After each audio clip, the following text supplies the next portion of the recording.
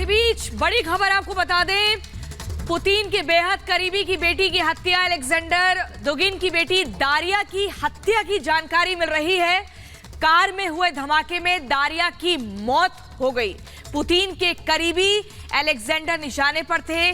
Putin का brain कहे जाते हैं अलेक्जेंडर। आपको बता दें, राष्ट्रपति पुतिन का राइट हैंड कहे जाने वाले अलेक्जेंडर दुगिन की बेटी दारिया की मौत, लैंड क्रूजर कार को ब्लास्ट कर उड़ा दिया गया।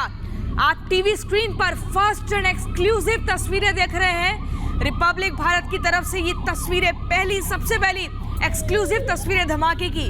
आपको ये जो पूरा आग का एक पूरा मंजर दिख रहा है, ये वही कार है जिसको धमाके से उड़ाया गया और इसी पर पूरी तरह से एक साजिश थी। रूस के राष्ट्रपति व्लादिमीर पुतिन का ब्रेन कहे जाने वाली अलेक्जेंडर दुगिन की बेटी दारिया की मौत हो गई है। दरअसल वे लैंड क्रूजर कार से जा रही थी और उनकी कार मॉस्को के पास ब्लास्ट से उड़ा दी गई।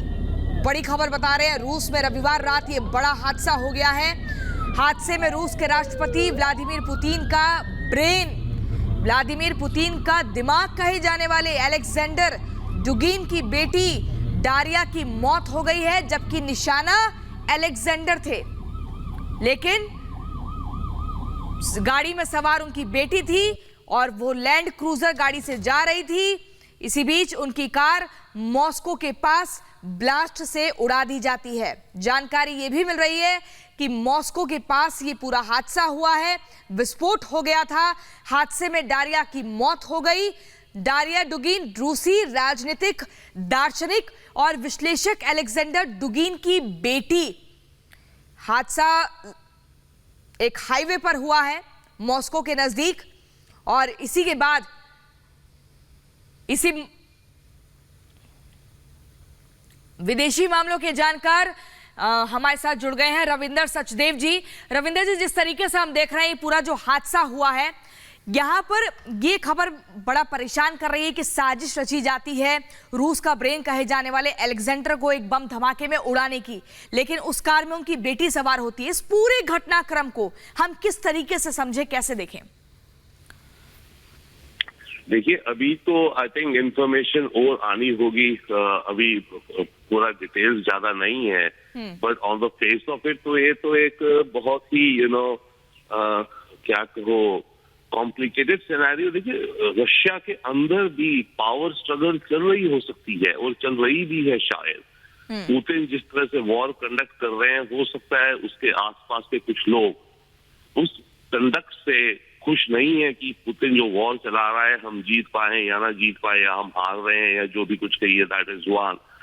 तो ये रशिया के अंदर के एलिमेंट्स का भी हो सकता है, as well as of course Ukrainian या कोई और फॉरेन एजेंसीज भी इन्वॉल्व हो सकती हैं। ये दोनों चीजों में से कुछ भी हो सकता है।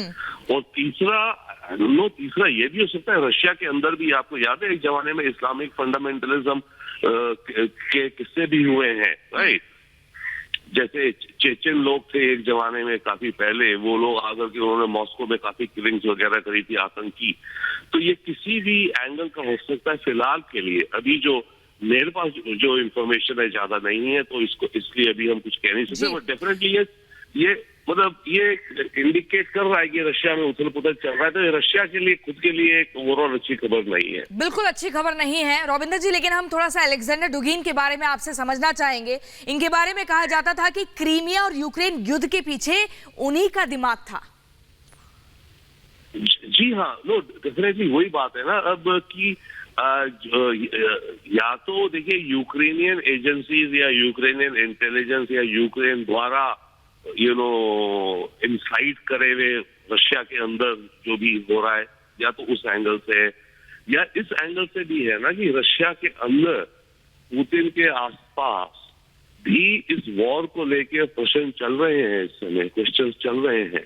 कुछ जनरल्स या कुछ एडवाइजर्स बोल तो रहे नहीं है, बट ये रिपोर्ट्स हैं कि कुछ ये कह रहे हैं कि पुतिन वॉर को ठीक से चला नहीं पा रहे, तो पुतिन को हटाओ, ओके, और इस वॉर को और ज्यादा वो बना दो, भयानक बना दो, ओके। कुछ लोग ये कह रहे हैं कि हमें अब शांति की तरफ, मतलब बहुत हो गया, इसमें हमने गलती करी है, हमने जो करा है, मतलब पुतिन ने गलती करी है, जो ओवरऑल डिसीजन है, तो इस वॉर को अब रोकने का भी सोचो। हाँ। बट ओवरऑल रशिया के अंदर जो ओपिनियन है ओवरऑल, वो तो वॉर की सपोर्ट में है ही। तो अब इसके अलेक्जेंडर साशा की इसके ऊपर अटैक होने और बाय चांस प्रॉक्सिमस की बेटी थी उस व्हीकल में, तो ये कुछ हद तक तो इंडिकेट करेगा कि यूक्रेनियन इंटेलिजेंस का काम है जी। या उन्होंने यूक्रेनियन तो खुद नहीं होंगे, उन्होंने किसी रशियन, उनके भी अपने एजेंट्स होंगे भाई। बस रविंद्र जी, अभी तो बस अलग अलग कयास लगाए जा सकते हैं। चूंकि आप विदेश मामलों के जानकार हैं, तो हम आपसे समझना ये चाहेंगे जिस तरीके से ये हमला होता है। देखिए, अलेक्जेंडर जो है वो एक रूस के राष्ट्रपति के ब्रेन कहे जाते हैं, दिमाग कहे जाते हैं। तो सोचिए, हम ये समझना बहुत ज्यादा मुश्किल नहीं होगा कि दिमागी तौर पर कितना वो हर समय अलर्ट रहते होंगे। लेकिन यहाँ पर चूक कहाँ पर हुई है, कहाँ पर ऐसा हो गया कि इतनी बड़ी प्लानिंग हुई और उस पर ध्यान ही नहीं गया और इतना बड़ा हादसा हो गया? Great question. इसको तो कहना बहुत मुश्किल है कि चूक कहाँ हुई। जी जी, ये तो चूक तो ऑब्वियसली सिक्योरिटी में हुई, बिल्कुल फ्रंट एंड सेंटर, मतलब सिक्योरिटी की चूक है ना, जो भी है चूक है। अगर चूक हुई है तो सिक्योरिटी का लैप्स है ये। और सिक्योरिटी का लैप्स क्यों है? या तो ये भी है कि ओवर कॉन्फिडेंट है या कॉम्प्लेसेंट है, जिसे कहते हैं कि भाई सोचा ही नहीं होगा कि इस तरह का चीज हो जाएगा, मतलब रशिया के अंदर, रशिया की टॉप लीडरशिप के खिलाफ, राइट। बट फिर भी जो भी है वो तो लेकिन अब आगे अलर्ट रहने की बहुत ज्यादा सख्त जरूरत है। रविंद्र जी, वक्त की थोड़ी कमी है, माफी के साथ आपको यहीं रोकना चाहेंगे। बहुत बहुत शुक्रिया हमारे साथ जुड़ने के लिए। और पुतिन के ब्रेन पर किसका वार, एक बड़ा सवाल है, लेकिन इस सवाल का भी जवाब नहीं है। और इसी बीच अगली खबर की तरफ हम बढ़ेंगे और बात करते हैं चीन ताइवान की टेंशन की, जहां ऐसा खतरा मंडरा रहा है कि चीन कभी भी हमला कर सकता है। ये भी कहा जा रहा है कि चीन 17 देशों की साझा मिलिट्री से तमतमाया हुआ है। ये बड़ी खबर आपको बता रहे हैं और इसी पर लगातार हम एक रिपोर्ट आपको दिखाएंगे। इस पूरी खबर को एक रिपोर्ट के जरिए समझाते हैं। और एक बार फिर से हम उसी खबर पर आते हैं, उसी बड़ी खबर पर जिसने वाकई एक सवाल खड़े कर दिए हैं कि इतना बड़ा धमाका, किसकी ये साजिश जिस पर ध्यान नहीं गया, कहां पर ये चूक होती है, क्या पुतिन की भी हत्या हो सकती है? एक बड़ा सवाल यहां पर उठ रहा है। रक्षा विशेषज्ञ एके शिवाजी हमारे साथ जुड़ गए हैं। एके शिवाजी, जिस तरीके से तमाम सवाल खड़े हो रहे हैं कि पुतिन के ब्रेन पर किसका वार, ये बड़ा सवाल जिसका जवाब अभी नहीं। इसके बाद ये भी कि क्या पुतिन को भी निशाने पर लिया जा सकता है, क्या उनकी भी हत्या हो सकती है? इस पूरे हमले को किस तरीके से देखा जाए और आगे रूस को कहां-कहां सतर्क रहने की जरूरत है? इसमें तो कोई शक नहीं, जिस प्रकार से ये अभी हत्या कराई गई है, अगर ये कराई गई है तो ये दर्शाता है कि यूक्रेन की जो काबिलियत और क्षमता इतनी होगी है कि वो इतने नजदीक जो कि पुतिन के हैं उसके एक्सप्लोजन करा सकते हैं, तो वो आगे कुछ और भी कर सकते हैं, इसमें कोई शक नहीं। और ये एक बड़ा चिंता का विषय है पुतिन के लिए, क्योंकि वैसे ही जो सोचा था यूक्रेन के अंदर वो कार्रवाई तो हो नहीं रही और वो उनको ना इतनी जीत हासिल हो रही है। ईस्टर्न यूक्रेन में भी जहां डॉनबास का इलाका है वहां यूक्रेन के जो जानबाज हैं वो बहुत ज्यादा लड़ रहे हैं और उनको डोनेट्स्क और लुहांस्क के एरिया में भी कोई सक्सेस नहीं है। क्रीमिया में उनके 11 से ज्यादा जहाजों को उड़ा दिया गया है ग्राउंड पे ही यूक्रेन के दस्ताबाजों ने।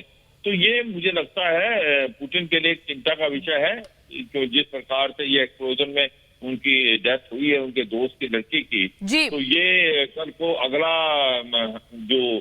अगर ये सच्चाई है तो ऐसा लगता है कि उनको भी खतरा बढ़ेगा, इसमें कोई शक नहीं। बिल्कुल, बहुत बहुत शुक्रिया के शिवाजी जी, आपने बहुत ही महत्वपूर्ण जानकारी हमारे दर्शकों तक पहुंचाई है। तो खतरा आगे और भी बढ़ेगा, सतर्क रहने की जरूरत है। लेकिन जिस तरीके से ये धमाका हुआ, ये हमला हुआ और उसके बाद से अफरा तफरी का पूरा माहौल बन गया। और इसी बीच खबरों में आगे बढ़ते हैं और अब बात करते हैं चीन ताइवान की टेंशन की, जहां ऐसा खतरा मंडरा रहा है कि चीन कभी भी हमला कर सकता है। यह भी कहा जा रहा है कि चीन 17 देशों की साझा मिलिट्री से तमतमा गया है। ये एक्सरसाइज ऑस्ट्रेलिया के समुद्री इलाके में हो रही है, जिसमें भारत, अमेरिका जैसे देश भी शामिल हैं। देखिए।